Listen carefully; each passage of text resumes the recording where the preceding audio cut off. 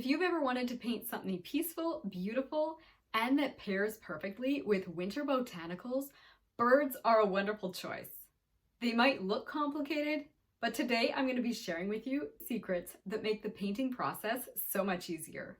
Once you learn these, you'll see how fun and relaxing painting birds can be. Welcome to Sunlit Brushstrokes. My name is Jessica and I am excited to be sharing these tips with you. Plus, I want to share with you my favorite tip for restoring a sketch or pencil outline if you've lost it. This can be a game changer if you're working on anything with lots of small details. So let's go ahead and get started. Now, my favorite tracing tip is coming later in this video, but when you paint birds, it can be really helpful to start out with a good drawing or a good outline because form matters quite a bit when you're doing something like this. Flowers are a little more forgiving, the pine is completely forgiving, but it's helpful to take your time and do a drawing either on a cheaper piece of paper or trace your photo or use an outline. And the benefit to doing this is that it's also going to give you something to fall back on later if you lose your outline. And I'm going to talk more about that later. Then when it's time to paint, I like to start out with my warmest, lightest colors first, just like I do when I do my watercolor florals. The difference with these birds in comparison to my florals is that I'm using dull neutral colors. So here you see my bright intense color wheel, and I've showed you this so many times that you probably know it off by heart. But here I have a neutral color wheel, and you can see instead of using a bright intense yellow, I'm actually dipping down into the dull kind of golden yellows. And that's the color I choose when I start painting my chickadee's body, as well as the lighter areas on the nuthatch. And even though I didn't use much of it, I ended up making up a reddish brown as well, so that I could use that to kind of just bring balance between the gold or neutral yellows and these blue-gray colors. And then when I go to do the dark areas, as well as the wing and the tail, and all the details on both of these birds, I end up dipping into a deep, dark, neutral blue. It's almost kind of a blue-gray. And this becomes one of the major colors I use. I end up layering it on top of my gold colors, and in some places I use it by itself. That ends up being the color that I use for most of the chickadee's dark areas, some of the medium toned feathers on the body, and I did the same thing with the nuthatch. Again, this kind of gray blue or neutral blue color. One way to think about it is neutralizing your primaries and having a neutral yellow, a neutral red, and a neutral blue. As you can see, my neutral blue doesn't match what I have on this color wheel, but it's definitely still in the blue range. And then when I went to paint the cardinal, it's kind of a bit of a blend of color choices, right? Because our cardinal is a very bright, intense red. But I did dip into some dark neutrals when I painted the darker parts of the bird, the feather details, and even the darker shadows. Now it turns out that while I was layering my colors for my nuthatch, I overdid the gold. And this is where my favorite tracing tip comes in. Because once I realized I had more gold than I really wanted, I decided to use my scrubbing technique, which worked great to help lift some color, but it lifted the lines as well. So here's a little peek into how I fixed it. These details here are almost lost when I kind of lifted there. The outline almost disappeared with them. Now, if that's ever happened to you, I want to show you how you can fix that. You're going to go ahead and take your outline and a pair of scissors and cut your little bird out. Then once you've got him cut out, you're going to take him and just turn him over. If you haven't already colored the back for transferring, if you've used the graphite paper technique like I did, you're going to just go ahead and scribble on the back of him, or even part of him, like in this case, because I've lost details in my tail, you can just go ahead and scribble all over the tail like this with a pencil. And if you've lost other details on him, you can, scribble the whole bird. Then you're going to bring the bird and set it right on top of where you did your original that you painted. You're going to lay it on there as accurately as you can. And then you can go ahead and just trace in those details that you lost. So in my case, it's the tail. So just go ahead and do that quickly. And then you can see we've got those details back. If you've been enjoying these winter bird tips and would love to paint along with me step by step, I've created a full winter bird tutorial series over on Etsy. These make lovely Christmas cards, gifts, or cozy pieces for your home. You can get each bird individually or the entire bundle at a special price for a limited time. The link is just in the description below. Now let's get back to today's video. The next thing to focus on is feather techniques. Birds have beautiful texture, and rather than sharing this as a single tip, I'm going to share with you a clip of this video where we practice feather techniques on this swatch of paper. And I think once you've watched it, it's going to give you confidence to try these techniques out on your own bird. So I've got my number 6 and my number 8 again, right? And I'm going to go ahead and I'm going to take a little bit of excess paint out of my number 6. So I've got paint in the tip, but I'm trying to soak out extra water. And then I'm going to just use the tip of the brush and do these little tiny short strokes, kind of like so. And then what you can do, if you like them like that, you can leave them, or you can take your water brush and just, not too wet, but just a little bit of water on there. You can kind of do a little bit of this on top using those same short little strokes. One of my students, she invented the word titching, and I think that's a good word for this. I don't know what else to describe it as, but you're doing these short little strokes. And so you can do that. You can see how you soften the feathers, right? And then you can decide. There's two options. You can come, if you prefer, once this is fully dry, you can come in with a darker color, or you can try while it's wet. It will bleed around a bit. You can come with a little bit of this darker, one of your blackish blue colors. Again, tap off the excess. And then you could come in here, depending on how wet it is, you might like the look to put this color right on top.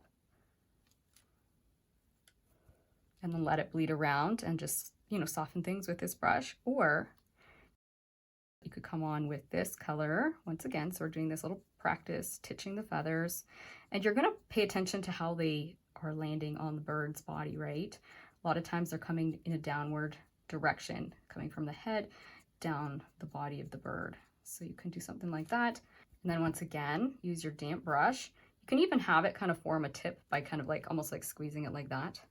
See that? It's flat this way, but tip that way. This is just a round brush. And as this is drying, you could come and soften. Now, I might have let that dry just for a minute too long, and it's not softening as well. But there you can see, there's our feathers.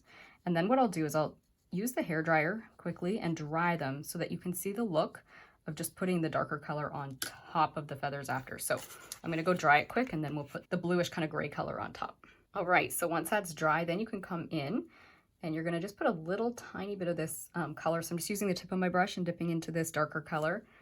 Once again, tapping off on my paper towel. Let's see, you might have to experiment too on your paper to go, okay, is that a good amount of dark? If you like that amount of darkness, go for it. You can put it on top. And if you feel like you're too dark, just add a little more water to your brush and then squeeze it out. So you can see doing those little feathers, and then using the water to just soften and blend. So this is doing it as 2 layers, right? This one, we did it all in one shot. This one, we dried the lighter feathers before we put the darker feathers on. So you have options based on what you feel you like for control. The other thing you can do is, again, maybe a little bit of paint, a little bit of water. You can create waterier paint in your palette too. Anyways, the other thing you can do, tap the brush off, then take your brush and just squash it like that. And now you've got a really interesting shaped brush. It's still your round brush, but you can use kind of that fan shape and practice doing some feathers like that. Again, I personally like this look better, one of these two.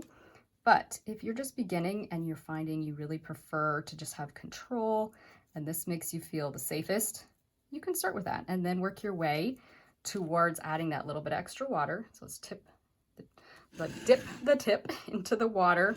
I'm going to again bring it back to more like a point shape. Tap off the excess water and just kind of do those little feathers. And you can see how that's working, right?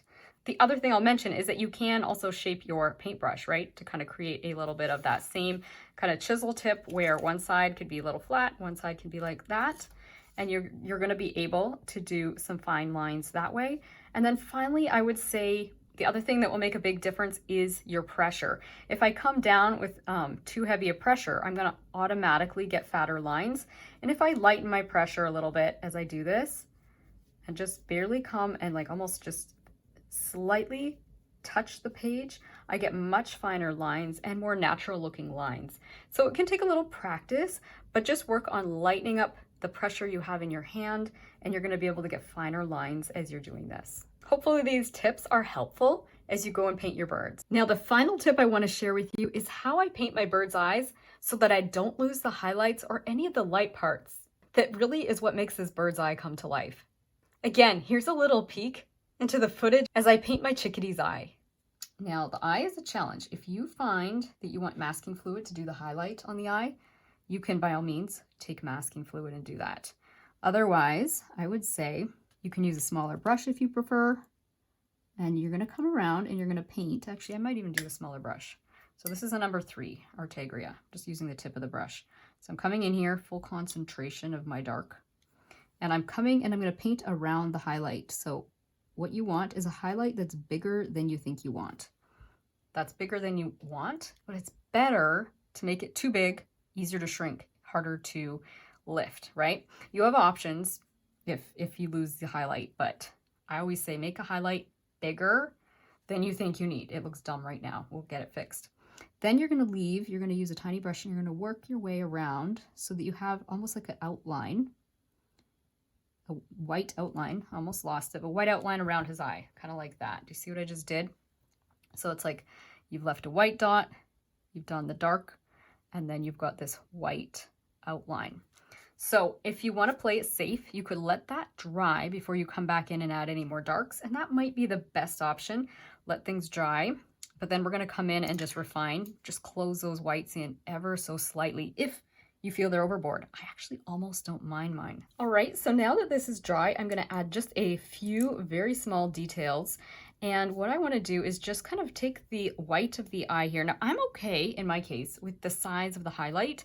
If you want your highlight smaller, this is where you can fill it in a little bit more. But the thing I want to do, and I'm not even sure if I just want a tiny, tiny little bit of that color on my brush, I'm going to almost like make this white area almost like a hint of gray, or just block it in a little bit more so it's not quite as bold. I don't want it to be black. Let's tap that off. I almost made it too dark. Just want it to be not white. So we're just kind of after a slight bit of gray color here. There we go. I think I'm better with that. If you're enjoying today's video, I'd love to invite you to join my free newsletter, where you could be the first to know about more videos like this, along with new classes and tutorials. I share helpful art tips to inspire you on your creative journey. I'll include a link for that in the description below. Now let's get back to today's video. And I'm actually going to paint the eye a little bit lighter. So I'm going to come in here and I'm going to paint the highlight first. So I'm going to make it really big. As I mentioned before, I'd rather start too big than too small. Then I'll paint the rest of the eye. Try and carefully paint the rest of his eye, like so. I'm not a perfect circle, as you can see there. And then I'm going to come around after that and leave like, whoops, I'm too wet. I want to leave that white kind of ring around it. So paint around like so. We're going to bring that white ring in a bit after, but for now I just want to loosen it over there again too. If you're able to maintain some of the white ring, do so. I'm just going to come up to here. I will be closing that in. I don't want it to be as bold, but I just want to kind of get that on there. And then I'm just going to do these little feathers. And it's going to look okay once I get this other part here. But I'm going to actually lift just a little bit right here because I want a little bit of translucency in his eye. I feel like I see a little bit in the photo. So I'm not going to leave it as light as this. Just lifting a little bit right there very carefully. And then I'll just maybe put a tiny little bit back in. I don't want to go overboard. I'm going to let it dry and then I'll come in here and refine it just a little bit more.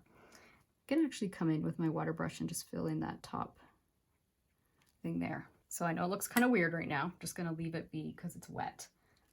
So I'm coming in with more dark along here. And now you can kind of see, we could leave a little bit of the purple ring. If you look really close at the reference photo, there's almost a bit of a lighter ring. If you can leave some of it, I don't mind that amount that I left. Some of it disappeared on me and I just let it be whatever it worked out to be. And then maybe do we want to shrink the highlight or not? This is where you can shrink it. You can make it a little bit less white, but I don't mind it being, I think I like that. I'm going to leave it like that. If you've enjoyed today's video, you'll want to check out my watercolor playlist where you can find more videos like this one.